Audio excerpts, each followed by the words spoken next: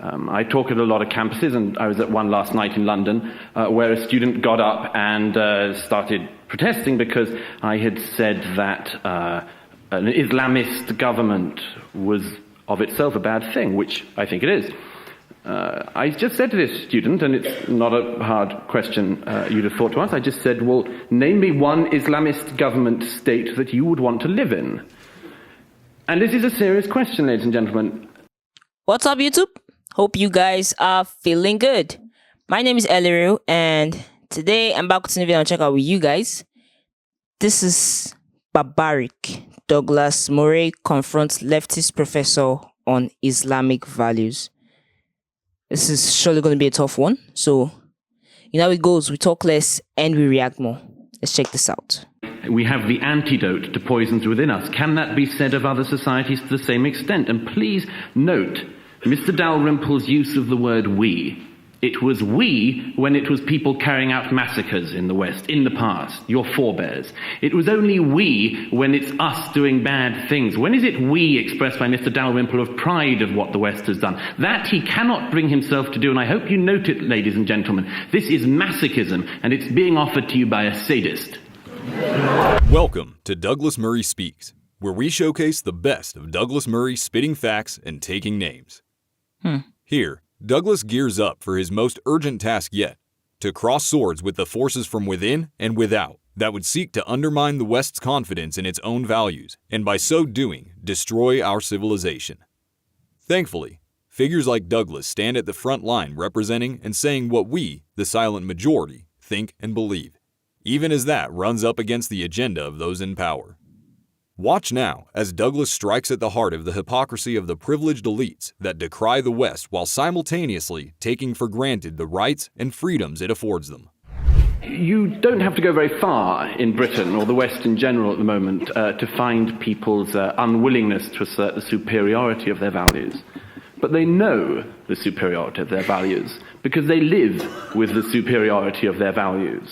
I talk at a lot of campuses, and I was at one last night in London where a student got up and started protesting because I had said that an Islamist government was of itself a bad thing, which I think it is. I just said to this student, and it's not a hard question you'd have thought to ask, I just said, well, name me one Islamist government state that you would want to live in. And this is a serious question, ladies and gentlemen.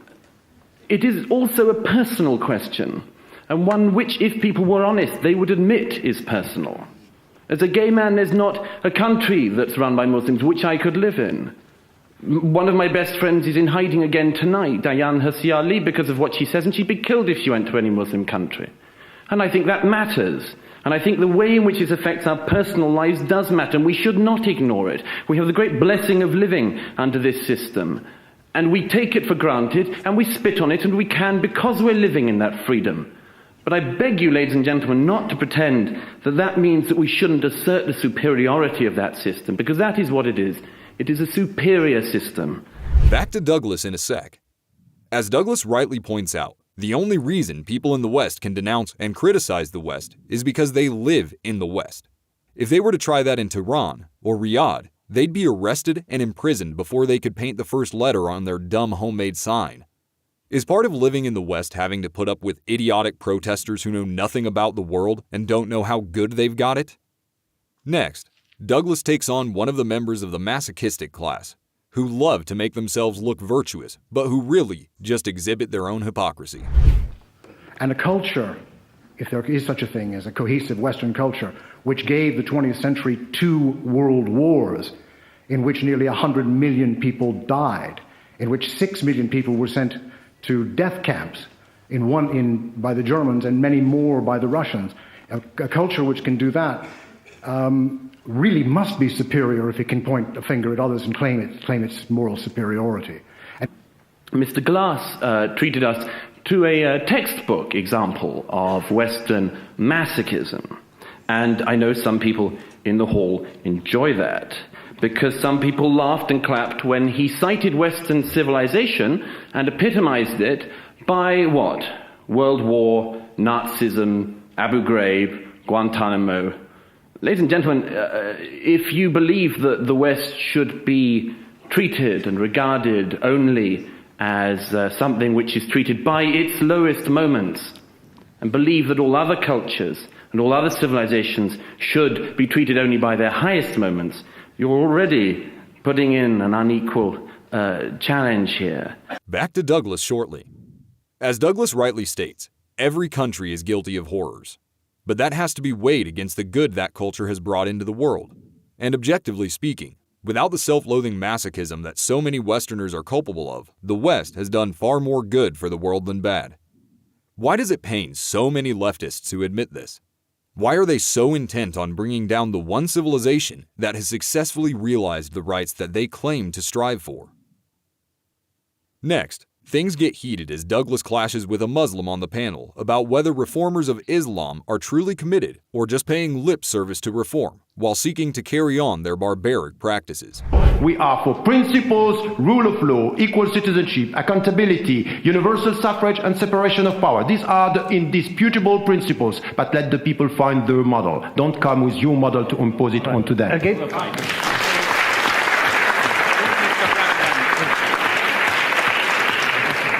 Professor Ramadan is doing is the reverse side of what I hear a lot of conservative right-wing politicians doing now, which is effectively we just have to give them a lot of time. You tend now to hear the thing about people needing their own reformation, Islam being 600 years younger and all this kind of thing. I recently heard exactly the same thing as Professor Ramadan was saying, uttered by Norman Lamont, Baron Lamont of Tehran.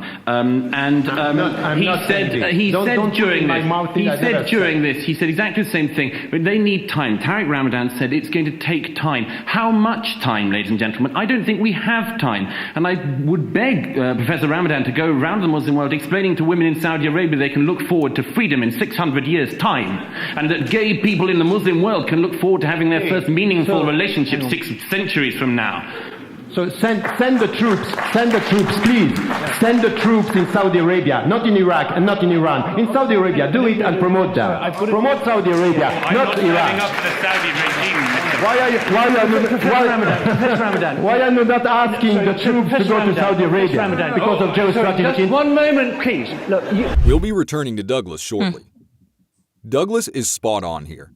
As Westerners, we should proudly assert the values that make us who we are, and call out all behaviors and ways of life in the world that go against those values. To do so is not being intolerant. Rather, it is precisely the fight for tolerance. Is tolerance of intolerance a form of tolerance or intolerance? What a Can confusing we assert question. our beliefs while not imposing them on others? Next, Douglas goes up against another Western masochist who cannot abide the West asserting the dominance of its own values. it's not about Islam, as the lady said so rightly at the back. What about Buddhism? What about Confucianism? All these other systems. I think the key one has to bear in mind is for all that we have to be proud of the West, I believe it is in the arrogant and forceful association of the superiority of Western values that we have consistently undermined all that is most precious in our civilization. Why we compare them with Muslim values, I agree with the lady. We could have focused on Buddhist values. We could have focused on any other types of values. The reason why it kept on coming back to it is, as you know, because this is the matter of our time. And it is not hard at the moment to notice the calls for the different type of societies that people want to create. And that there is a clear difference. And I hope, ladies and gentlemen, when you vote for the right side tonight, you make this clear. There is a difference between the Western states, which practice their own values that we sometimes mistakenly call Western values. And yes, we should call them liberal values. And yes, we should call them universal values, but we identify them with the West because they came from the West, because they were nurtured in the West. Back to Douglas in a sec. Yes, as Douglas says, the West is currently involved in a fundamental battle against Islam, which seeks to bring down our most cherished values and usurp the rational, freedom-loving way of life we've enjoyed for centuries. Can we summon the same strength that we historically had to fight against this culture from without, to now fight against it from within? Finally, Douglas reminds us that we are engaging in this fight not just for ourselves, but for every single human being across the globe who longs for a better life and a brighter future. If we do not assert our values, ladies and gentlemen, who will? Who will assert them across the Muslim world? Who are the reformers in the Muslim world going to look to when they want to see and desperately need separation of church and state? if we do not say, if we do not assert and state that we believe that is the best way to live, who is going to do it in the Muslim world? Who is going to feel emboldened to do it? And Urshid Manji said a few weeks ago when she was in London, said this: if you give up on us, if you give up on yourselves, people like me are dead. And ladies and gentlemen, I think we should take that call seriously. To assert the superiority of Western values is to state the obvious. It's to have faith in ourselves, and it's to have faith in other people. Thank you. If you enjoyed this look into the mind of Douglas Murray, please hit the like button. Give us your thoughts on the issues discussed in this video in the comments. And for more Murray content coming soon, don't forget to subscribe. This was what I say, literally a bomb. It was tough, full of anger and energy. But then the questions that kept coming up on the screen after each clip was really what got my mind wondering. I think the one that really got to me was something about tolerance and intolerance. It was so much of a tongue twister, I can't really recall to relate it now. But it did get to me. Something about is intolerance another form of tolerance? Like, that's a bummer. I mean, Douglas is all about the Muslim world, the Muslim society, their values and all that. I do have this to say though. If you're living in a country or a state or a village, I believe you have to abide by their rules, isn't it? Now, he said as a gay man, he can't live in any Muslim country for a fact. But then, it's already in their constitution. They don't want the gay right in their country. So, it's practically just the same thing. If you want them to abide to the tolerance of not just the gay right, but any other thing the Muslim community finds awkward, if you want them to abide to it in the West when they are there, then I believe the same thing should apply to the Westerners if they go there. Just a simple case of do unto others what you want me to do unto you. That's it. He's at the forefront always saying the Western values should be upheld. No doubt. I mean, if someone is trying to snuff out your culture or your heritage, you're bound to get pissed. But I honestly believe that values that the Muslim community doesn't want forced down their throats shouldn't be forced down their throats, literally. You really can't dictate how they should live in their country. I mean, you're free to do so if they come to the West. I mean, there are rules in the West that definitely they have to follow. And if they can't tolerate what's the right word to put there? If they can't tolerate the living space or the everyday activities of the Western community, then they're free to live. And I believe if people should go, Westerners or people generally should go to the Muslim community and flout their rules, then the government or bodies of authority there are free to do with them as it says in their constitution. I mean, there's definitely a punishment for every rule broken, is it not? And the same should also apply to be it Britain, be it America, be it any other country in the world who is not typically a Muslim state. And this all may seem very simple, but it still boils down to that one question about tolerance and intolerance. How far are we willing to go to tolerate each other? Because as we can all see, people are gradually losing the tolerance on both sides.